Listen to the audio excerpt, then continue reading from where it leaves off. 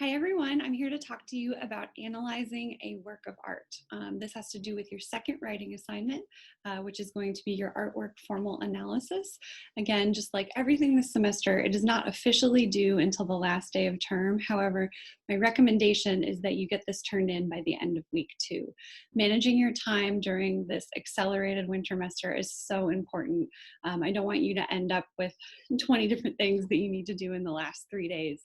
So the goal is going to be that by the time you are working on this, you have read through chapters 1 through 7. So you have a pretty good grasp on those different elements of design, the way that artists are thinking, the roles that they're taking on in society as you go into analyzing this artwork. You have 2 different choices for where you will be viewing an artwork for this assignment.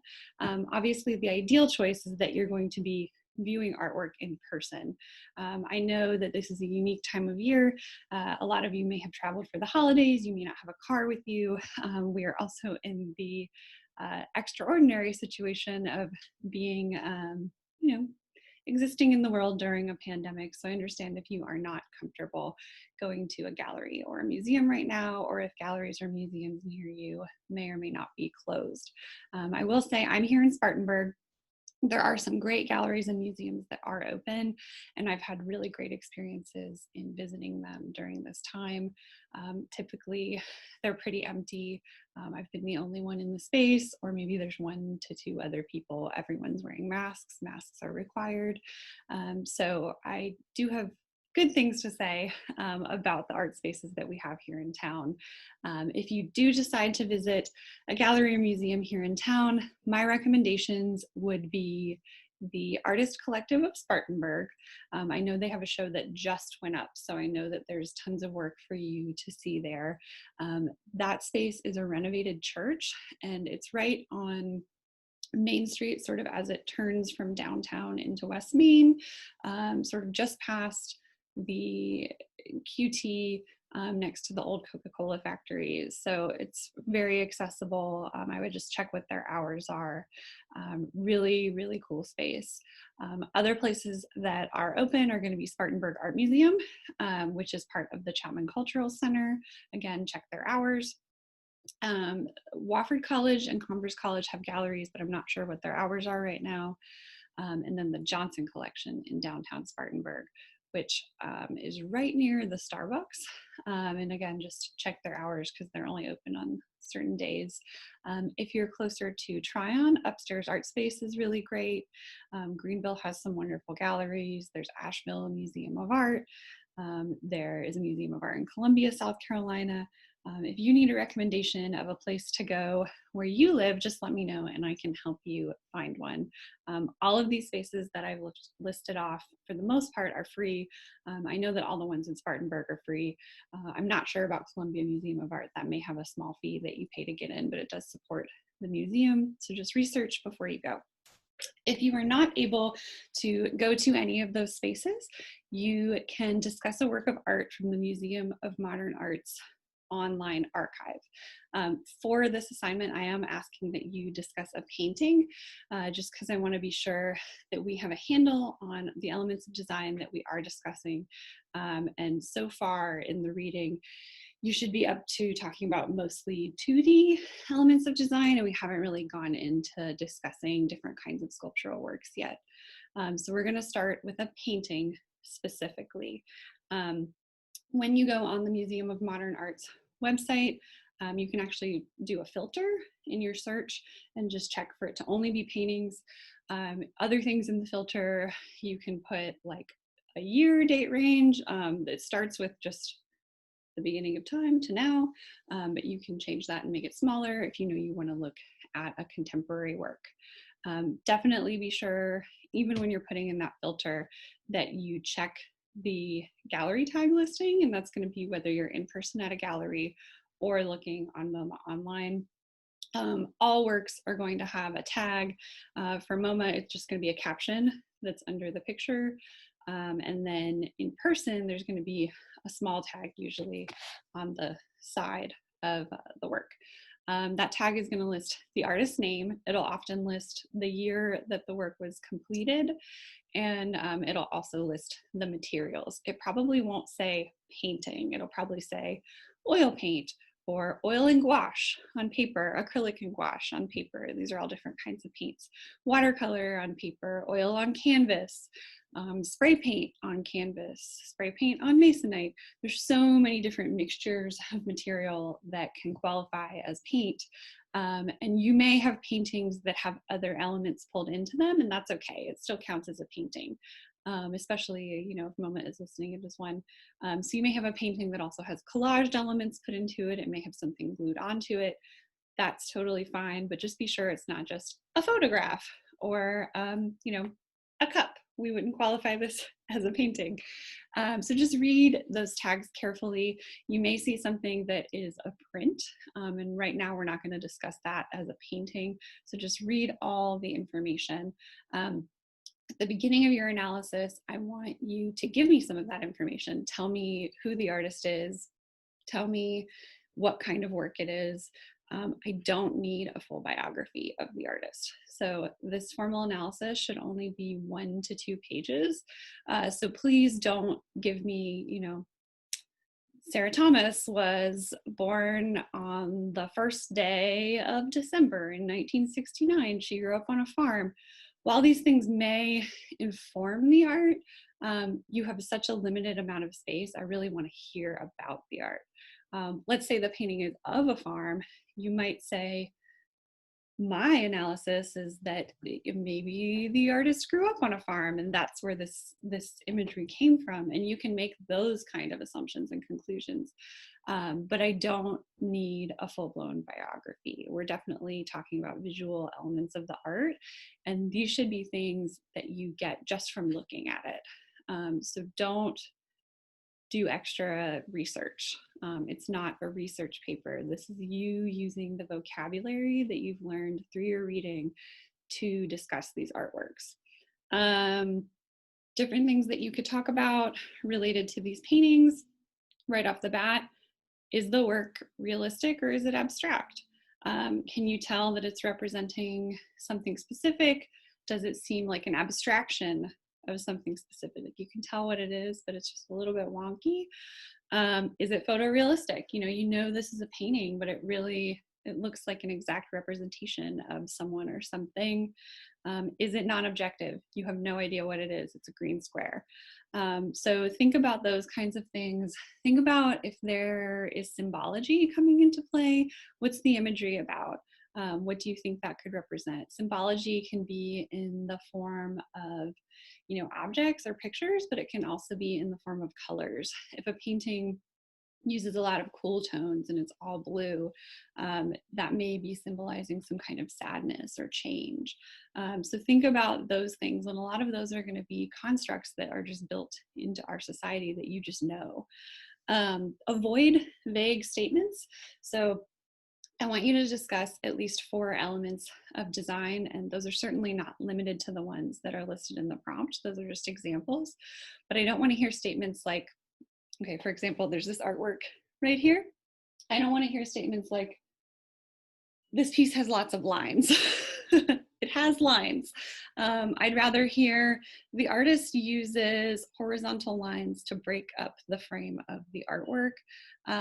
Every other line is part of a different image and it creates an optical illusion or something like that. Be specific when you discuss elements of design. Rather than saying this artwork has colors, say this artwork has a limited color palette. The artist chose to only use yellow and green, and those colors are so sort of acrid and acidic that I'm craving some warmth, but it was clearly part of the artist's intention to not give me that.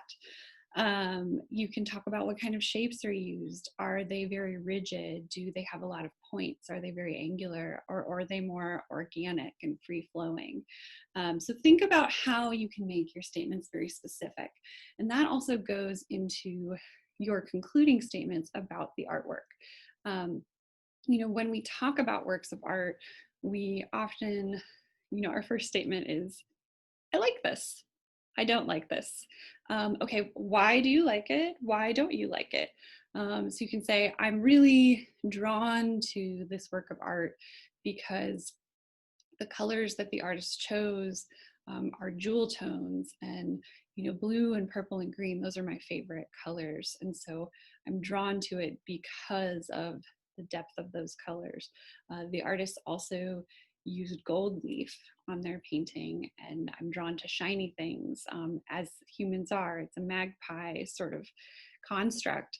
um, you could say, I like this painting because it is a painting of a dog, and I'm a longtime dog lover, and I wonder if the artist is also. So always follow up a vague statement like that with a supporting statement.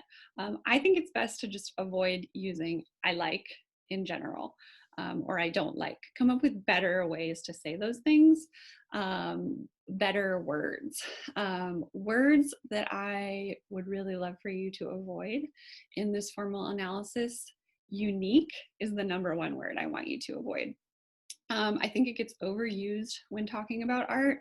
And art is one of those things where I do think there is a place to use the word unique, but the word unique, as I will say it, 10 times in this sentence when I'm telling you not to use it, literally means there's nothing else like it.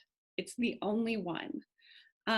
So if you're going to tell me that something is unique, I need you to tell me why it's the only thing like it in the whole world. You can't just say something is unique. Another word that's kind of like that is interesting. So don't tell me the work is interesting and just leave it at that. Maybe you were interested in the work, you chose the work because of X, Y, and Z. So just always follow up those statements with something a little bit more specific. I'm actually going to do just sort of a very short off the cuff analysis of a painting from my house that I just pulled off the wall for you, and then I'm going to let you go. But please shoot me an email if you have any questions. Again, remember, this is not a research paper, so it shouldn't have any kind of bibliography or citations. This is all coming from you. This is your language. Please, if you choose something off of the Museum of Modern Art website, they do usually have a little blurb under the painting. Don't plagiarize that. I have a 0% tolerance for plagiarism, and you will get an automatic 0 if you copy and paste something from anywhere on the internet. So use your own words. And again, if you have any questions, please let me know. Please don't wait until the last minute to turn this in. Writing about this work is a really, really great exercise moving into the rest of this winter semester, and it will help you with your second writing assignment as well. But yes, please schedule office hours with me if you want to talk about this more. And without further ado, I will discuss this painting with you. All right, so I will be briefly analyzing this painting, which is by a local artist named Maggie Viss. Let me get myself situated.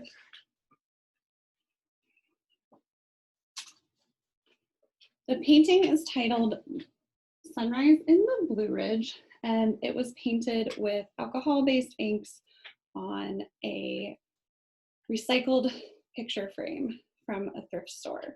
So this artist goes to thrift stores like Goodwill, Salvation Army, purchases old frames and old artwork. She actually takes the artwork out from under the glass, and then she paints directly on the glass. So she uses these alcohol-based inks, and then she uses a blowtorch to actually move the ink around on the glass. And you can see by the way the light is reflecting off of it that the surface of this painting is reflective. The title is Sunrise in the Blue Ridge, and I do feel like we get a sense of that Blue Ridge sunrise in this painting, but I wouldn't call this painting representational. I wouldn't call it realistic. I wouldn't call it naturalistic. I would call this abstract. We're not going to call this painting non-objective because even though it is very abstract, we do get a sense of what it is. These blues that are down there on the bottom, we get a sense that those could be mountains, they could be billowing fog, they could be clouds. Everything in this image feels like it could be moving in the sky on a jet stream. So even though we can't necessarily pinpoint exactly what's happening here, we do get a sense of things that it could be, which is why we would call this work abstracted. When talking about the forms and the shapes in this painting, we would definitely call them organic, just because everything is very soft. The only thing that has, a jagged or very straight edge here is the frame, and the frame is working to sort of act as a window into this world. We could talk about space here. We do have a little bit of negative space that's happening here, also here. And because that space is not necessarily filled with all these sort of billowing forms, it does give a little bit of a place for the eye to breathe. I know it's weird to talk about our eyes breathing, but sometimes our eye needs a rest. And if the frame was totally full of these sort of bulging organic forms, it might feel claustrophobic. So having those spaces, that negative space there, really helps give us a little bit of breathing room. When talking about these colors here at the bottom, these blues, they're very cool in temperature. So often we talk about the temperature of color. So this is very cool, but then these sort of orangey reds are very, very warm. So you can sort of see those coming together and pushing against each other. And they actually create kind of a horizon line here. So even though we're not seeing a very straight line, we do see these sort of line-like marks that are happening. And then the warm colors and the cool colors press against each other to create that horizon line there. Other things that we could talk about with this piece are going to be other ways that the colors are interacting. So orange and blue are complementary colors. And even though this is kind of red, it's an orangey red. And even though this blue goes in the direction of violet, it's still a blue. So we do have that complementary relationship that's happening there. We would also call this a limited color palette because she's really just using mostly reds / oranges and then blues throughout this piece. Things that I pull from it, just in conclusion, I am attracted to it because I love being in the mountains, specifically the Blue Ridge Mountains. So it makes me feel this pull towards kind of home. Nice thing about that is that the Blue Ridge Mountains are such a large place. We're talking about such a big part of the East Coast. So because this painting is abstracted, I can really make it any kind of mountain place that I want. It's not a specific peak that I may or may not have been to. So I can really enter this world and make it my own. But yeah, I mean, there's a lot of other things that you could pull from this work. Those are just a few. That's my perspective. And of course, I'm just kind of talking about it very casually off the cuff. So to put it in writing would be a little bit different, but I just wanted to give you guys an example of talking about a work of art using your visual literacy and definitely actively seeing. When we talk about active seeing, we're talking about taking time to look at a work of art. So the average person, when they're in a gallery or museum, this is a crazy fact, spends 2 to 4 seconds looking at one work of art and then moves on. And I know that seems like not any time at all, but try timing yourself next time you go to a gallery museum. See how much time you're actually spending. A lot of it is spent walking around the room, so you're not necessarily staying in place. Active seeing, you are taking more than 2 to 4 seconds to look at a work. You might be looking at this work for anywhere from 2 minutes to 20 minutes to an hour. And pulling new things out of it every time you go back for more. There's actually a movement in the art world called Slow Art Day, and it's once a year, and museums and galleries encourage people to come to their spaces and spend at least 4 minutes looking at a work of art, and I think it's a really, really cool thing. But hopefully you guys found that helpful. I hope you're having a great day, and yeah, just shoot me an email if you want to meet and talk about this assignment.